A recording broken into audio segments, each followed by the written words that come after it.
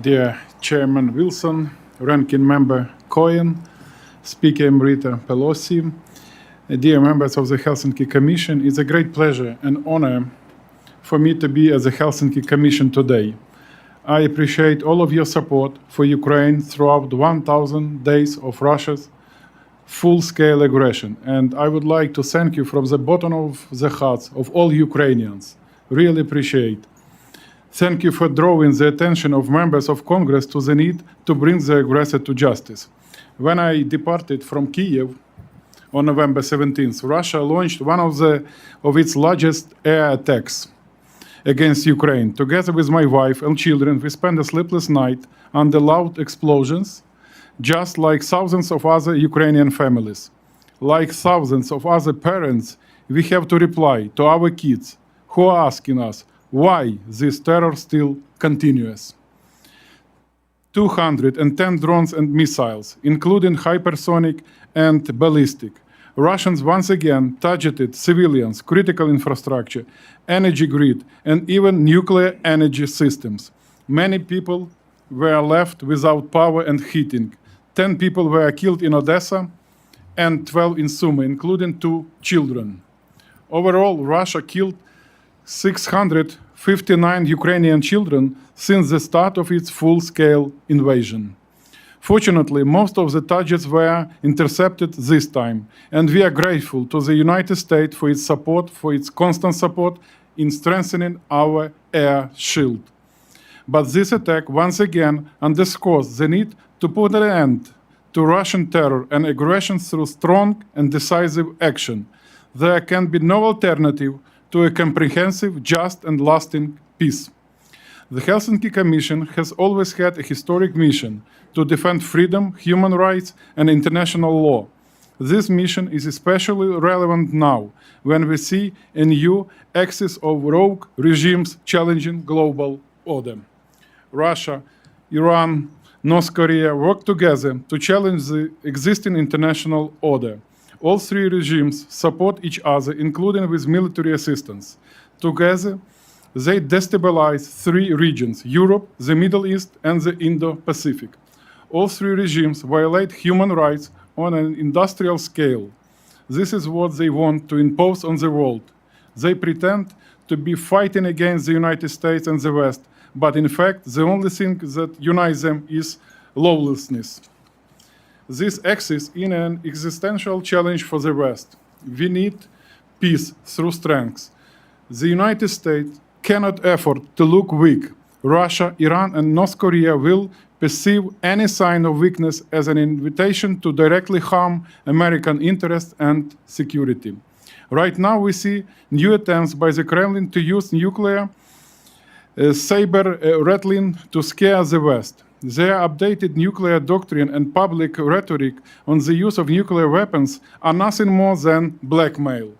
They have used it many times before when strong decisions were made. We must remain cold-headed, clear-eyed, and not give in to fear. We in Ukraine know that in a situation of existential fight for life, there is no half solution. Half measures only bring half results, and in life of death situations, a half solution is death, not life. The situation in Ukraine is not just conflict between 2 states, it's an aggression of one state against another.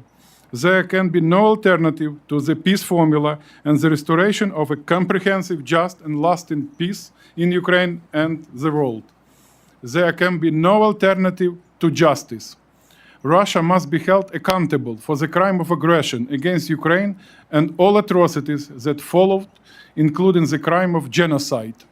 We call on the US Congress to adopt legislation recognizing Russian actions in Ukraine as genocide of the Ukrainian people.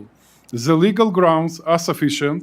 The deportation of at least 20,000 Ukrainian children, genocidal propaganda on television, murder with an intent to destroy the Ukrainian national group, sexual violence, and attempts to create unbearable conditions of life. All these elements classified by the Convention on Genocide are present in Russian aggression against Ukraine. Moscow's attempts to destroy the Ukrainian nation are not new. 90 years ago, they already tried and killed millions of Ukrainians by hunger during the Holodomor genocide. We must ensure accountability for all past and present crimes of the Kremlin. Today, Russia systematically violates the Geneva Conventions, as well as the laws and customs of war. Some of the most horrible crimes against humanity it commits are executions of our prisoners of war. Their numbers have grown significantly this year. We are currently investigating the murder of 124 prisoners of war. According to the UN data, 95% of Ukrainian prisoners of war suffered various forms of torture in Russian captivity. Many of them returned with severe physical and mental damage.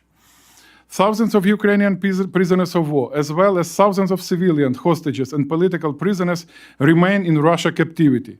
We need joint efforts to pressure Russia and ensure humane treatment, as well as proper access to international monitors and medics. Most importantly, we must work to free all of our people and return all of our kidnapped children. In this sense, I underscore the importance of the recent Montreal Pledge and urge everyone to join these humanitarian efforts. Millions of Ukrainians face torture, repression, and violations of their human rights in the occupied territories. This includes persecution of minorities, religious leaders, and communities.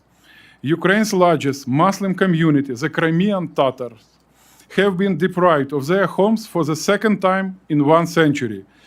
These indigenous people have no other homeland than Crimea, but the Russian regime banned the Majlis and pushed Crimean Tatar leaders and communities out of the peninsula.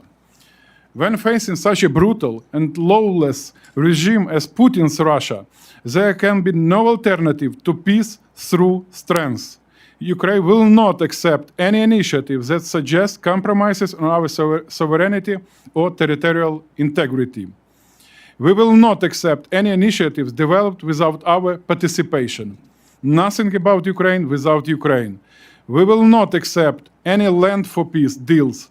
Such ideas will only mean leaving millions of people in the hands of the aggressor and subject to genocide, torture, and oppression. Furthermore, rewarding Russia with territorial gains will not restore peace, but instead provoke further aggression. This is appeasement, not peace. Appeasement has never worked in the past, and it will not work now. There can be no alternative to the victory plan proposed by President Zelensky. Russia shows no intention to restore peace. Instead, it continues to speak the language of ultimatums and attack Ukraine every day and night. Only strong and decisive steps will force the aggressor to accept a just peace. We need to raise the price for this war for Putin to the level when he understands that he cannot continue his aggression. The Ukrainian people are paying the highest price for this war, but the price of appeasement will be even higher for the entire world. This is why we need real peace, not peace at any cost. Let's stand united and strong. Let's act together to protect our shared values, enshrined in the Helsinki Final Act and other fundamental documents. Let me wish you fruitful hearings today. Slava Ukraini and God bless America.